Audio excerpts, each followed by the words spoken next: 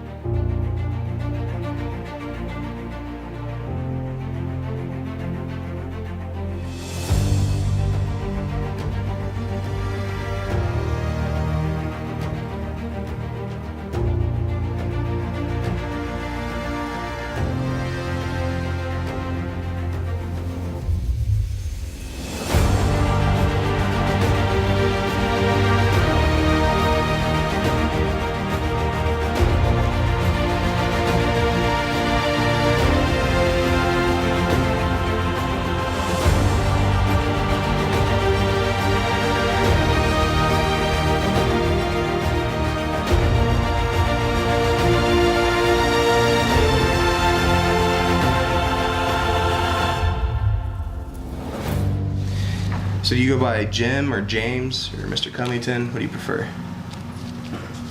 Well, it doesn't make a difference. It depends on where I'm at and what I'm doing. You want me to just call you James or Jim or? Hell. Mr. Covington? I don't care. You know, Jim is all right, James. And I have about 6 different titles, so it depends on what I'm at and what I'm doing. All right. So where and when were you born, sir? Cincinnati, Ohio, March 22nd, 1925. Well, that's my birthday as well, except for 1991. I should hope so. All right. Who were your parents and what were their occupations? Well, Emma Erskines Covington and James William Covington. In those days, the only thing most African Americans could be was houseworkers. My mother was a housekeeper. My father was an itinerant carpenter. He went from job to job, doing odd jobs. All right. Do you have any siblings? Yes, I had 8. All right. Did any of them join the military at all? And 2 sons joined the Navy. One stayed 6 years, and I think the other stayed 4. Okay. What branches were they in? Navy. Navy? Okay. So the same as you? Yeah. Bunch of Navy brothers, huh? Yeah, they didn't stay too long. No. So what were you doing before you joined the military? I was a student in high school and a part-time cook at a local YMCA in Cincinnati. I was drafted in the 11th grade, so I never really graduated from high school. I got my diploma through GED with the military.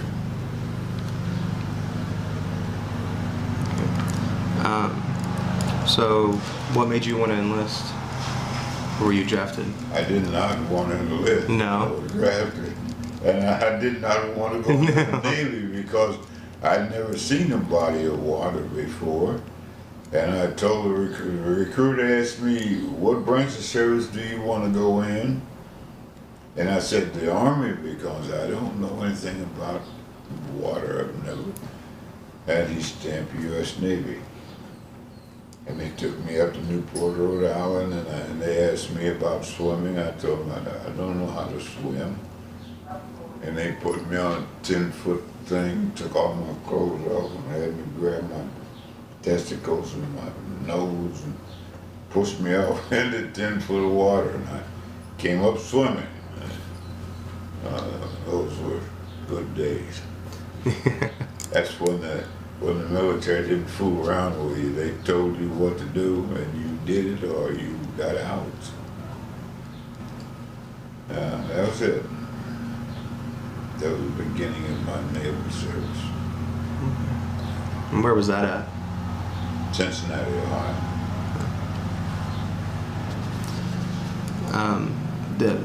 Do you recall any of your instructors from basic training at all? Or?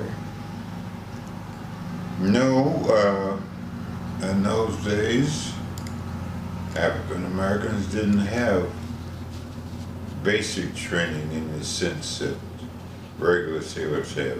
We weren't considered regular Navy, we were considered Naval Auxiliary. And we weren't allowed to use guns or do any kind of labor that dealt with the actual running of the ship. The only thing we were allowed to do was to handle ammunition and cook for the officers. Okay. That was the extent of it. Did you? Discrimination was very high at the time I went into service. How were you able to adapt to the military life? Very hard, because there had been, over a period of history, a lot of problems with blacks and whites mingling. They were always fight each other. And when I came in service in 1943, that atmosphere still existed. So we couldn't go anywhere or do anything without having to fight a group of whites or something like that. I recall we would try to go on Liberty in Norfolk, Virginia. They had streetcars in those days that ran to the base. And in order to get on a streetcar, you had to fight somebody. Wow. They didn't want us on the streetcars. And the thing that hurt the most was that when the Second World War was over, Germans and Japanese and all the others could ride on the front of the bus. Blacks still had to go to the back. And it was very disgusting. Very disgusting period.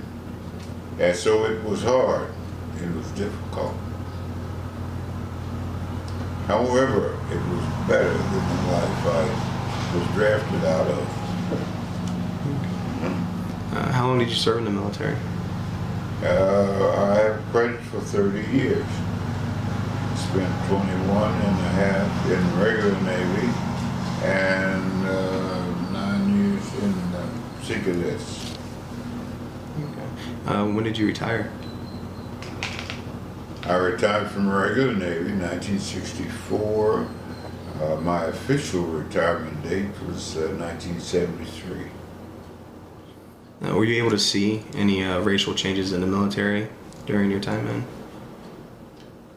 Yes, God rest him, old Harry Truman, in 1948, 3 years after the Second World War was over, he decided that we should be a part of the regular military. And he said something to the effect, let those niggas be the same as everybody else. That was the first major change. Now, Truman was a die-hard Southerner, and it took somebody like him to redo that. That was a time when blacks could not go to public schools, blacks could not eat in restaurants, a whole number of things. What about on base? Were you able to go anywhere on base? On base, the same thing. Separated. We had separate. We lived in separate huts from whites. Separate branches of separate divisions and so forth. So where all have you been stationed at? I started in Fogle Building in Boston, and my basic training, so to speak, was at Newport, Rhode Island. Then I was put aboard the USS Bonhomme Richard that went directly to Japan during the Second World War. And we bombed the island of Kyushu over there. The interesting thing about that was that during the war, whenever we had to go to the quarters, general quarters, blacks went down aboard ship we went down to the second platform and shoved up ammunition on. They had a conveyor belt, shoved up ammunition for the 50-inch projectiles, and we would stay down there. I believe, I can't verify this, but I believe we stayed down there 2 weeks at a time. They sent food down in lunch bags, and we had a honey bucket down there that we used. And we'd sit there and play cards, and when the bell rang, we got up and we're sitting on all the pile of ammunition, and we shoved on a conveyor belt, and the ship was being bombed and rocked. Oh boy. But we were young, you know, it didn't bother us. We just kept on going. And then after the Bonhomme Richard, I was sent to USS Mindoro. The country was exhausted, and so ships didn't go very far. Mindoro was a small carrier that did experimental work, and Mindoro was the first and probably the only aircraft carrier to sail down the Mississippi River. And if you told somebody an aircraft carrier went down the Mississippi, they wouldn't believe it. But we did, and it was so close, you could almost reach out and touch the water. And then, after the Mindoro, I was on there for about 4 years. They sent me to Duxbury Bay, and Duxbury Bay was a little seaplane tender. Seaplane tender because in those days they used seaplanes as observing units. And when the seaplanes were phased out for the blimps, they converted the seaplanes to expeditionary ships. So the Duxbury Bay went to India every 9 months, United States every 9 months, India every 9 months during hydrographic survey. And so I was on the Mindoro for 3 trips to India. One trip during a famine in 1954, where people were eating grass and leaves off the trees, and the irony was that they would always offer us. They made a little sandwich out of something called a beetle nut tree, and some kind of paste they had. That's what they were eating. And whenever we would throw garbage over the side of the ship, they would be out there in their little cutout dinghies with a little buckets they had gotten from little cans and things, scraping up the coffee grounds and the potato peels and anything we threw away. They scraped it up to take home to eat. And I told a wise old friend of mine, you know, I really feel sorry for those people to have to eat our garbage. And he said, don't feel sorry for them. They think you're crazy for throwing away all this good edible food. I learned a lesson from that. And then after the Duxbury Bay, I came back, and I was assigned to the USS Bennington. The Bennington, we did a med cruise, and we come back and we loaded up to head to Japan because we were fighting the South Koreans were fighting the North Koreans at the time. And we believe,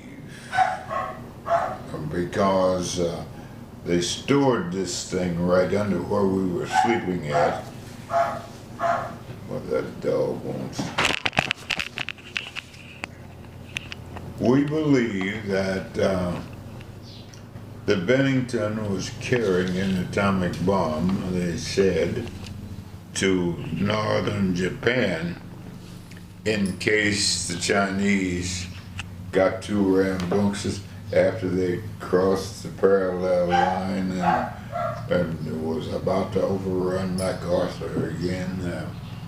They were going to bomb the place. Well, I think the word passed that the Chinese got wind of it, and the ship blew up before we got out of Boston Harbor. They said some youngster was down there and he wasn't watching his gauges. They were shooting off planes. And in those days, they had hydraulic pressure. And when this hydraulic pressure got too hot, the lines exploded, and 109 people dead and 200 injured. I was 60% injured and so on. After the USS Bennington, I was in the hospital for 6 months, and I came after the 6 months. They assigned me to Commander Carrier Division 14, who at that time was commanded by Admiral Fitzhugh Lee, who they say was a great-great-grandson of Robert E. Lee. And this guy was a beautiful person, He'd sit down and talk with us and treat us just like we were one of him. He was in charge of all of the Atlantic Ocean, checking out submarine warfare. And then after that, I was sent as Chief Petty Officer to Lakehurst, New Jersey, just as they were phasing out the blimps. And that ended my career there. You said you were in the hospital for 6 months? Yeah. Why were you in the hospital for? 60% burns all over. All of this is flesh and skin from my backsides and my butt. Skin grafts. You see where the watch melted in there, and all of this. It was nothing but just bones and leaders, and they put new flesh in there, and this skin was, they cut the skin off my back and cut it in strips in those days, and they wrapped it in tissue paper and put it in the refrigerator. Whenever they wanted something, they would pull it out and patch it on here and wrap it up, and next thing you know, it had grafted itself. The only mistake the guy made was this flap here. That's just like leather. And it took me a lot of years to get these things back together, but there they are. You see where the dead body stopped at. So, if you don't mind me asking, what happened? I just told you Whenever you got whenever you got attacked. The Bennington. Or no, when the pipes were too hot, right? Yeah. The hydraulics, they had hydraulic lines to those catapults, and they would slingshot those planes off, and the pressure on those lines was only supposed to go so high. And they claimed that a youngster was down there reading, they were supposed to be watching the gauges, who was reading funny comic books. And the thing blew up, and when it blew up, we saw the ball of fire coming down the passageway. And they, oh man, that was, I have pictures and articles on that thing, but they had, if you ever saw any gruesomeness, this was it. They had 100 ambulances out there, and they all had wicker baskets. They didn't pick up bodies, they picked up pieces of bodies. Wow. A head here, and an arm there, and a leg there. And, oh man, see, it was ridiculous. It was terrible. And you know, your buddy's right next to you crying, I want to see my mom, I don't want to die, and let it die. One guy lay there, wouldn't leave his post where he was trained, and he just suffocated, you know, laying out there. So, I've seen my share of everything, good and the bad. And the military was good for me. I would do it again if I could. Now, did you make any like friends or anything like that while you were in the military? Like Oh yes, close friends? yes. As a matter of fact, I had a mentor who was named Herman J. Spar, who was a commander, and he was a blimp, a dirigible, they called him in those days. He flew one of those dirigibles, and he took me under his wing, and I got my schooling started through him, and I was nominated for Chief Petty Officer of the Year through him and that sort of thing. So, and I had an admiral who was very instrumental in seeing that I got whatever I needed in the military. So yeah, I had some pretty good friends in there. Did you meet like your wife or anybody like that in the military, or I get what? did you have like a girlfriend or a wife while you were in the military? Yeah, I had a wife. I had a wife and about 4 or 5 children at that time. Girlfriends, only the women that I met overseas, and there was plenty of those, you know. We had a whole lot of fun with that, but didn't need a girlfriend, man. All I needed was, when I started out, I don't know whether you want to put this on this thing or not, but when I started out, Batista was the governing body in Cuba. And we used to go on the Mindoro, we used to travel to the Caribbean a lot. And in places like the Dominican Republic, Jamaica, and those places like that, those young girls were selling themselves for $2 a piece at 12, 13 years old.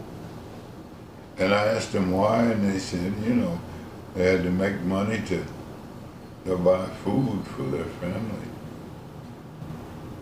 And guys took advantage of it. I did too. There was a woman there who enticed me to go back to the room with her, and that's all I remember. When I woke up, she just stole my clothes, my money, and my watch and ring, and I didn't have nothing but a pair of drawers to go back to the ship on. Anyway, so, I had more women than I should have, probably. I was into that. Was segregation really bad around that area? Yes, aboard for many years in the service, whites and blacks did not mix. And see, after the First World War, the Navy shut down enlistment to blacks because they had so many ship riots, you know.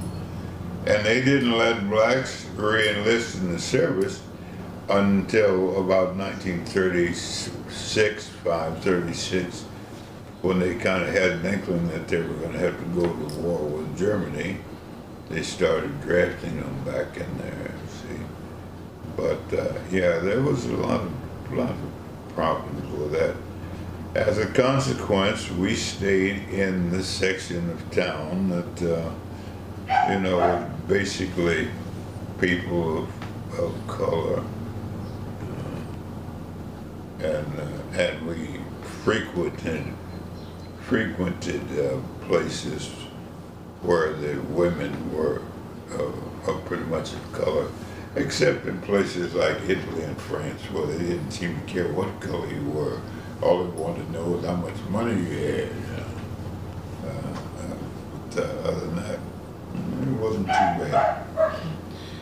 The segregation of the military, did that change how you felt about the military at all? No. And being drafted, how did your family feel about that? I didn't have a family at the time I was drafted. I had been abandoned by my mother and my father. Not abandoned, but my life was. I had double pneumonia when I was 18 months old because my mother and father lived in a house in those days. They were just wooden, thrown together things, and the floor, the ground floor was nothing but impacted dirt. There was no floor, they had no floors. And they told her that I was dying from pneumonia or something. And so a woman in the neighborhood who was pretty well off, African-American family, adopted me, and I stayed with them for 12 years. And then I was put in a place called Colored Orphan Asylum. I stayed there for 4 years, and finally I was drafted into the service. I lived with my father for a few days, but I was drafted in service from his house, and he wasn't in any mood to be concerned one way or the other, you know. So no, I didn't have a family to be concerned about my welfare. Were you able to rekindle any of your family members' relationships while you were in? Do what? Sorry. Were you able to rekindle any of your family's relationships while you were in? Oh, I never lost relationships with them, but we were never close. Okay. You know.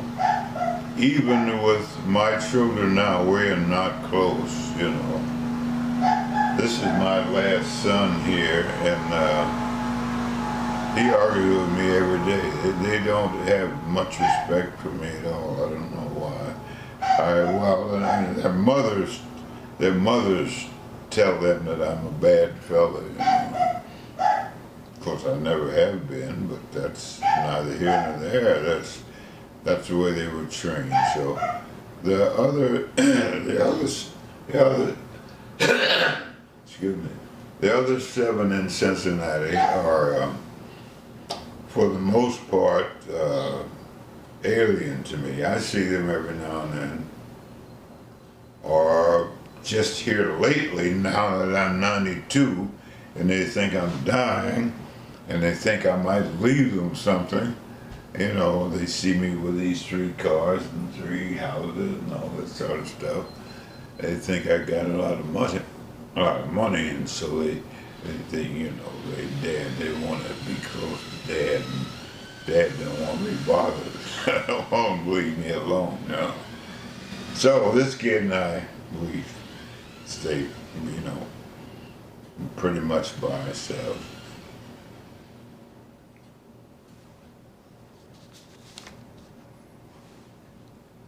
So when you were finally getting out of the military, retiring, and you came home, how was the lifestyle change then? Um, I didn't lose any steps. I was given, a friend of mine gave me some information, and I got a job as a group leader for the Citizens Committee on Youth. We went around cutting grass and checking vacant houses to make sure there was no gas and electric turned on and all that sort of thing. And from there, some people saw me working, well, the same unit actually, the same outfit. Decided that I needed better than that because I was, pretty well on my education route at that time. They gave me a job as supervisor of education, adult education for trade, vocational education. And from there, I was offered a job as supervisor for the public school system and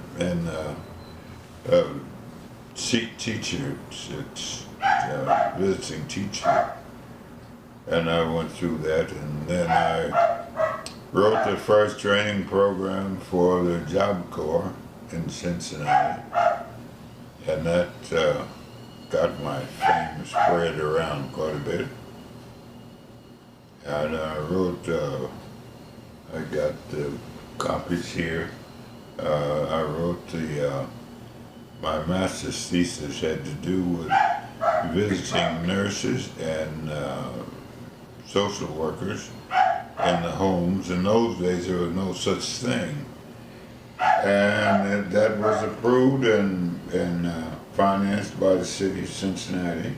I wrote a proposal for post-parolee assistance for prisoners. That was approved by the federal government for $185,000 in those days, a lot of money. So my name was pretty well spread around Cincinnati. That's why you see all these proclamations and things. But then it kind of went from there.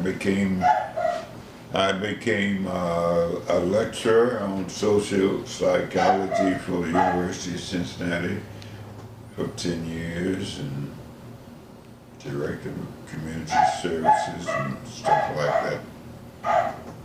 Yeah. So how would you say that you were able to readjust to the civilian life once you got out of the military? No problem. No. Because, in the military, part of your life is spent ashore anyway. And you have a double life. You have your life at home with your family when you're on leave or when the ship is in port or whatever. And then when you go to sea, you're military, period. That's the Navy. I don't know about what the Army does. And the racism in the military, how was that compared to the civilian world once you were able to get out of the military? The racism in the military was pretty much taken care of by the hierarchy whenever it reared its ugly head after a period of time. After Truman opened the floodgates in 1948, every time you turn around, wherever there was a racial incident, the military would jump right on it. Whereas in civilian life, the only time you got change was when the federal government forced change. You see, all of these things that we got as African Americans were changes that were forced upon the basic group of people by the federal government. We weren't allowed into the public schools until 1954. When you see these little dummy blacks walking around here, is because their parents were not educated. Most blacks in those days had the level of 6th grade education. And the idea is that if you keep them out of the schools and they don't learn anything, we have better control over them. And that's what happened until 1954. We weren't allowed to walk into a restaurant, a white restaurant, to sit down to eat dinner. Well, you see all the news and stuff until Martin Luther King and his people did all that marching and forced Lyndon Johnson, didn't force Lyndon Johnson, but convinced him to start the civil rights movement and develop laws where blacks had to be treated like everybody else. Up until then, we had something called the infamous Black Laws, written in 1884, separate but equal facilities. You had separate water fountains, believe it or not. Blacks had a water fountain, whites had a water fountain. You had, and back in the days of slavery, they had wooden sidewalks.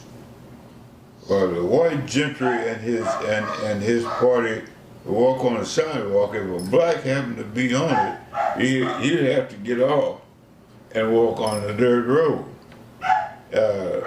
And if he decided to laugh along the way, in those days, they had laughing barrels.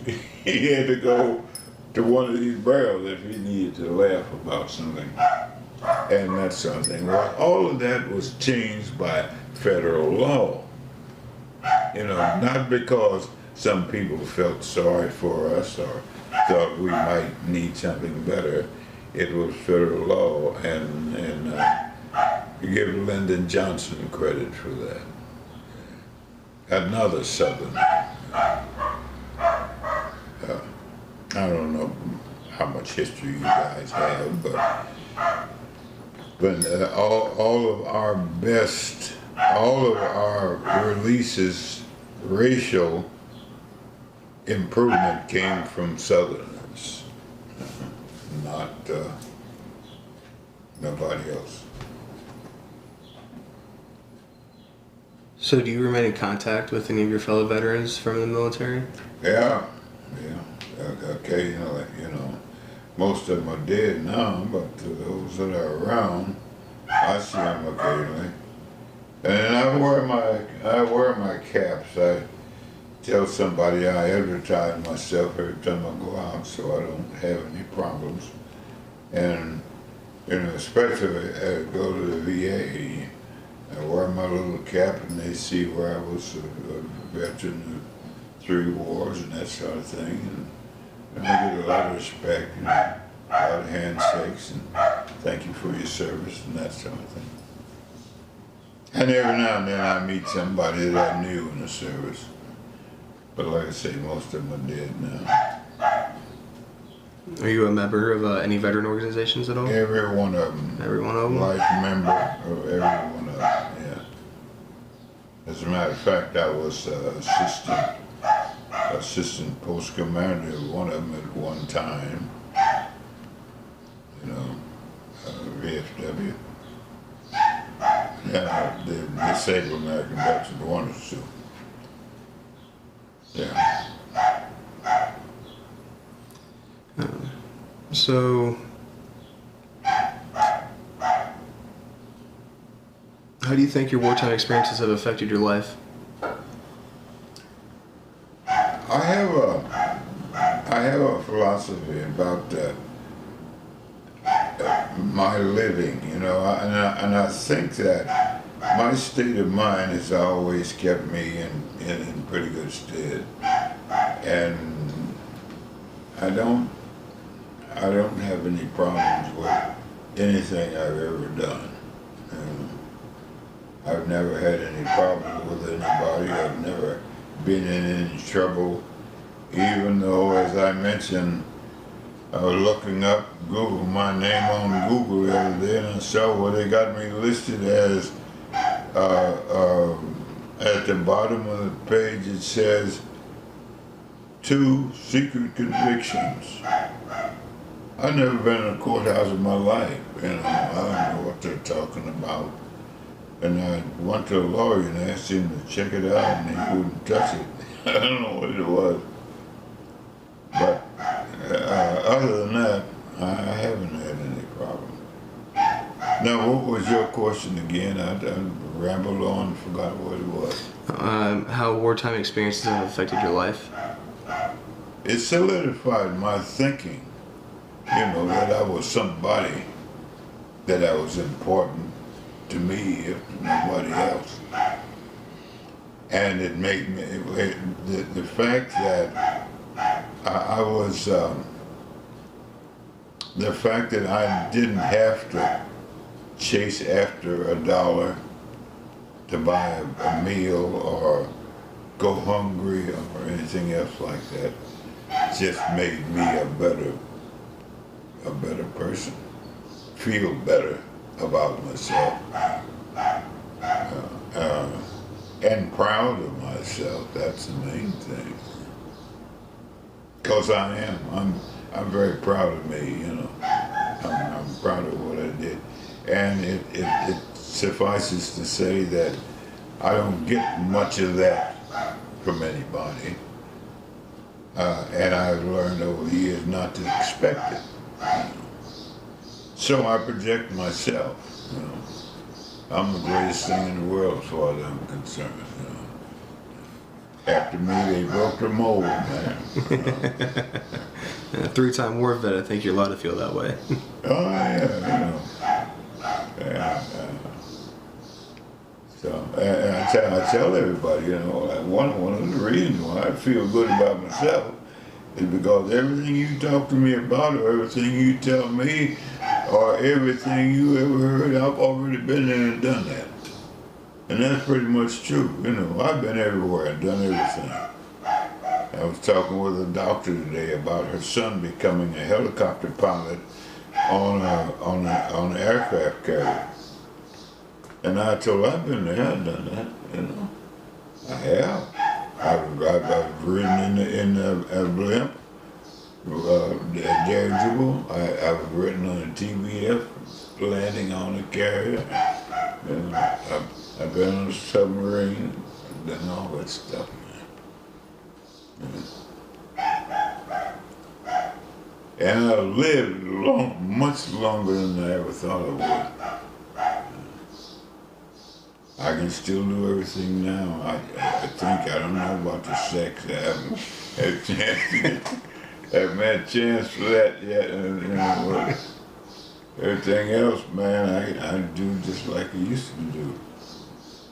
I'm remodeling a house now, and this one, and another one I have all across town. No problem. And I still look at the girls, you know what I mean? Okay, I do a whole lot of lusting, but I don't know what I'd do if one of them ever accepted. Oh, gee. But life has been fun for me. I've been very satisfied with my life, very satisfied with my efforts, and just the old high school, not the dropout, but high school delinquent that made it all the way up to the very school that refused me entry in the beginning years. I became my master's degree university, and I wound up teaching there. You know, that's quite an achievement. Because they refused me the first time because of my heritage. I know that for a fact. And it took me 3 times to get to that, because I dropped out of undergraduate school twice under pressure, under discrimination pressure, and kept going back because the military kept sending me letters saying you have so much money left in your account for your education. And that would spur me to go back to acting. And finally I got to that. And was going for the PhD until, oh, my story's too long to even tell, but they put the stop to that. In those days, they didn't care for black doctorates, so I just had to suffer the consequence. When I sued the university, and that teaching position that I got was to placate me, to keep me from pushing that claim too much. I guess that's what it was.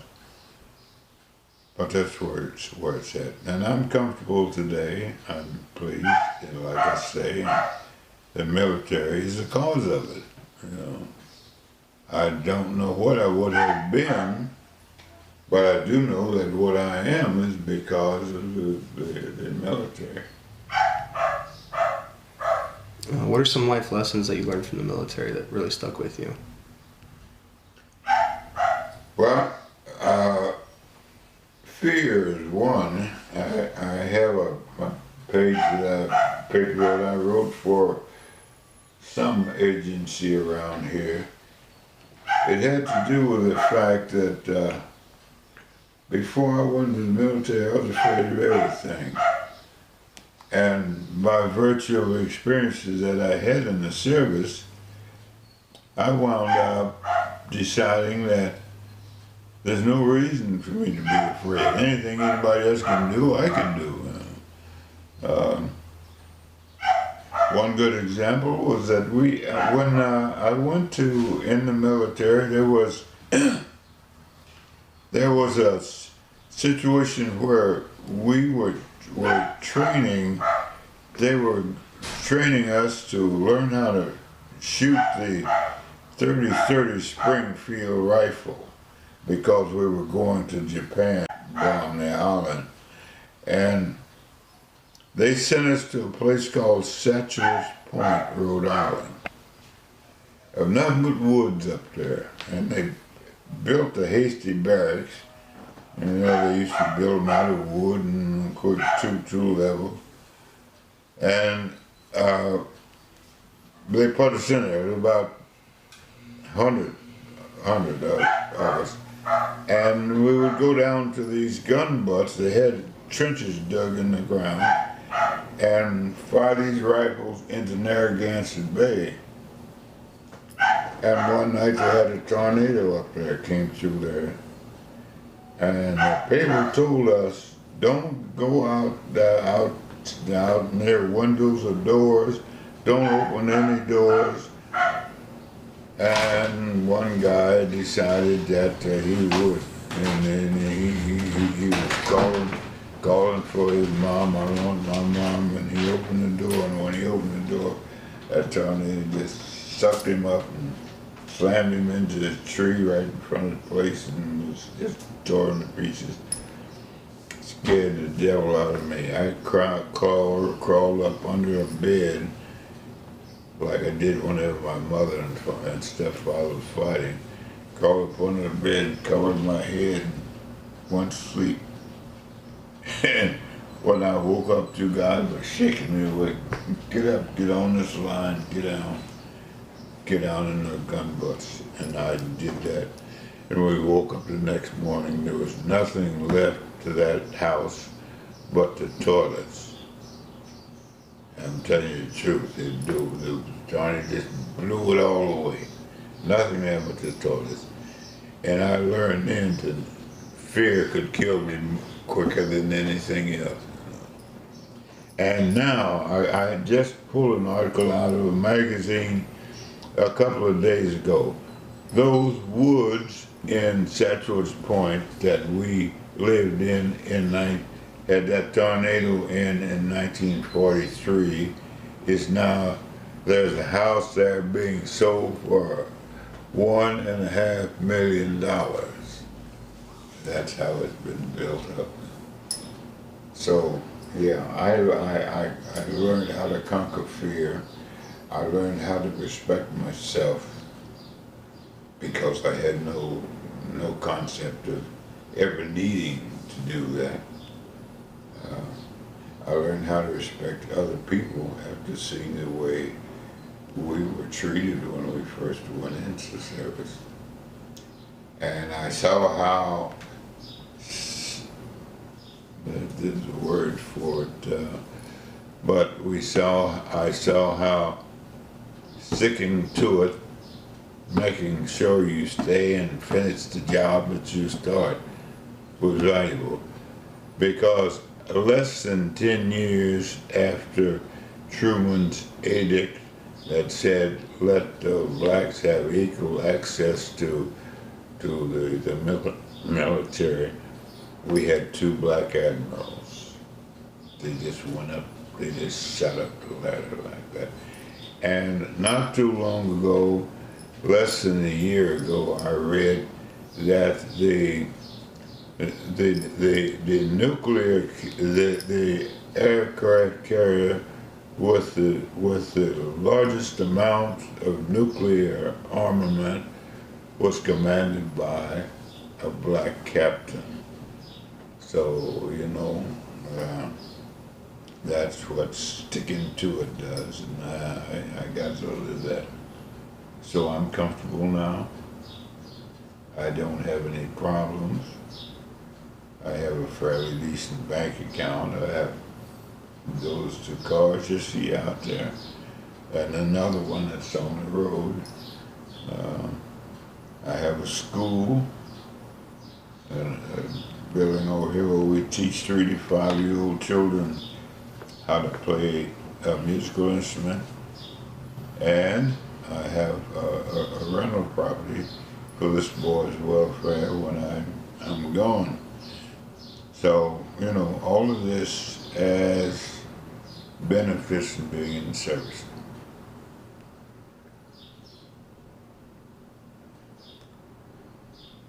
Has your military service impacted your feelings about war? I think not, unfortunately, because I never saw war face to face. Mine was always supportive in the sense that of being aboard ship, we were participants in making war, but we were never recipients. You know, we were bombed and all that sort of thing, but we didn't have to retaliate directly with any particular enemy. So no, I don't think I could. I'm more concerned now, after seeing what's been going on, than I was at that time. I'm very concerned now. I've only got a few more questions for you. What is that medal right there? Could you explain that to me? Yeah, I just did. This is from Korea, appointing me Ambassador of Peace for the nation of South Korea. And they got the pronouncement in Korean and in American, you see. I don't know. Oh, that's the letter thanking them for the appointment. And these are from Cincinnati for different various things. There is every year Cincinnati has an annual senior citizens ball for 42 years now, where we get all the senior citizens out of the rest homes and bus them into the convention center, give them a good meal and music and dancing and speeches and so forth and so on from 12 o'clock to 6 o'clock. And fortunately, I was one of the founders of that thing. So, you know, and I'm honored every year. This year's July 14th. So, you know, there's a lot of things we've been through. And that's about half of what I've been doing. I got stuff back that I've even forgotten about.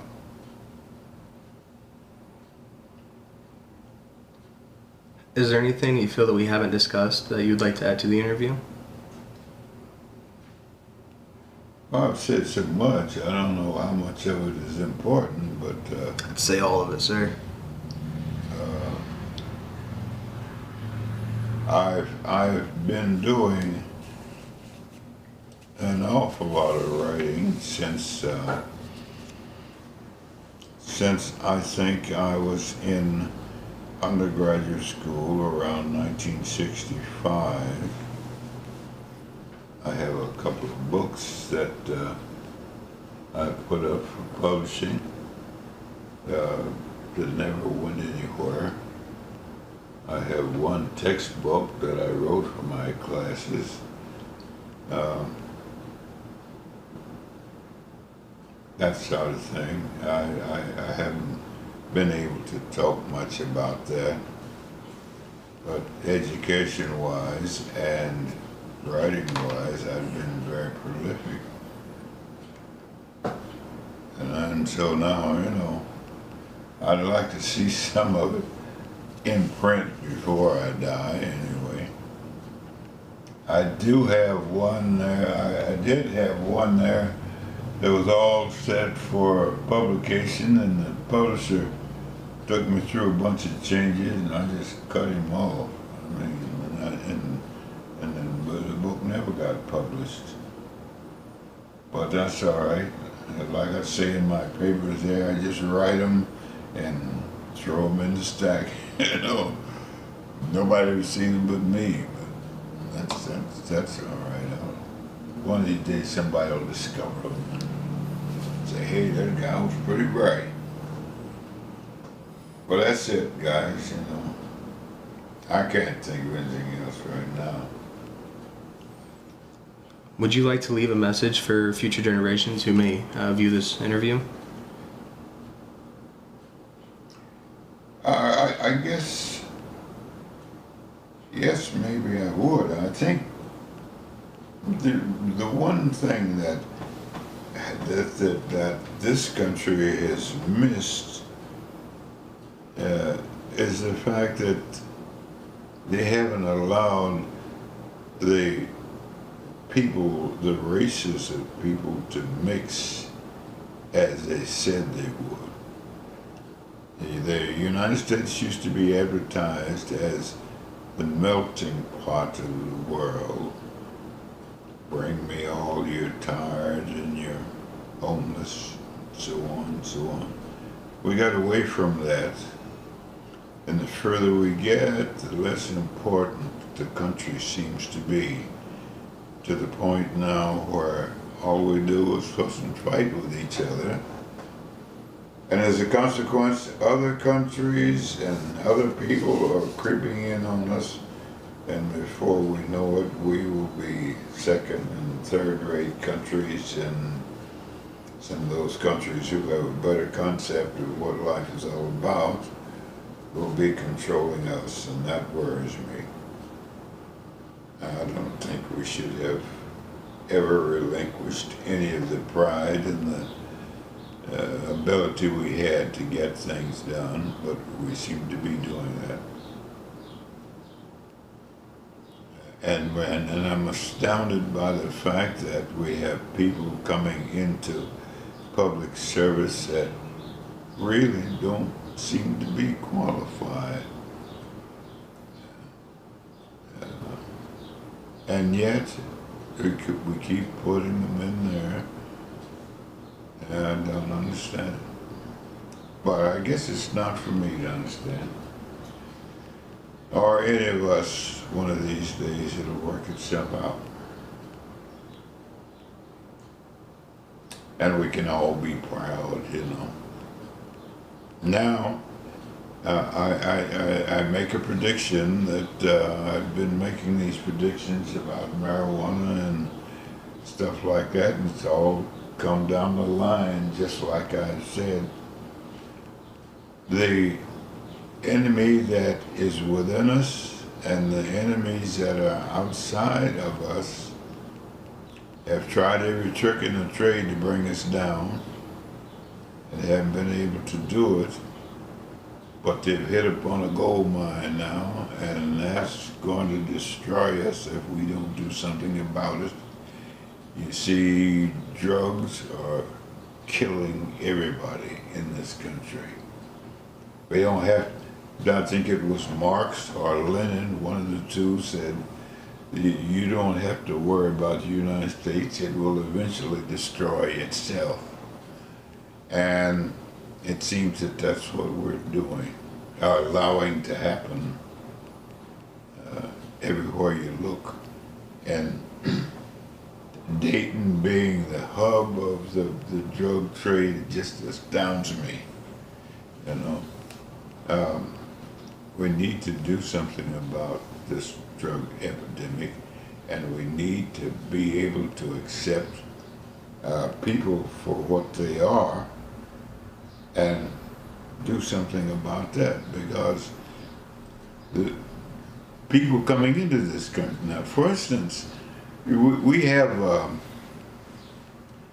the American society, we're trained in English, we're trained to do things a certain way, and if you notice everywhere you go, more and more there are foreigners doing what we used to do. Indians, people from all kinds of Africa, all kind of places coming here, taking over things that we should be doing.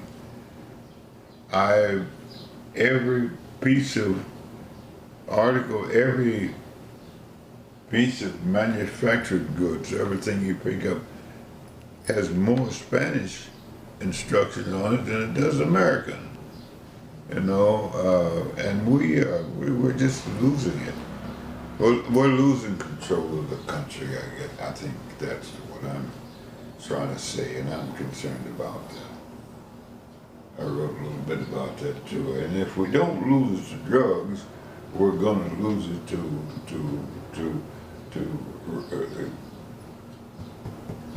robots, computers. I went the other day to get my teeth fixed, and they told me to sign in, check in, and they had this little computerized thing up there. Heck, I didn't know I didn't even know how to turn the thing on, you know. So it's gotten to a point where we're being divided, and we're being weakened by forces that we don't seem to recognize now, and probably won't until it overpowers us, and then we got problems. I don't know whether that makes any sense or not to you guys, but you know, that's what I think about right now. We're not Americans like we used to be. Even during slavery, where at least these people had a purpose. They knew who they were and where they were going. And nowadays, when I grew up, I was proud to be black, you know, because I had something to do, something to overcome. Now I'm ashamed because all of these people out there killing themselves and killing each other, and all of our youngsters shooting each other for no reason at all. There's something wrong in this country. And we don't seem to be putting the people in office who are getting it right. The present administration is doing a beautiful job rearranging some things, but other things, I guess, are not being handled just right. I don't know, maybe it is. But that's it, guys. Well, this concludes our interview for retired Navy veteran James Covington. Thank you very much for your time, sir. All right. I appreciate it.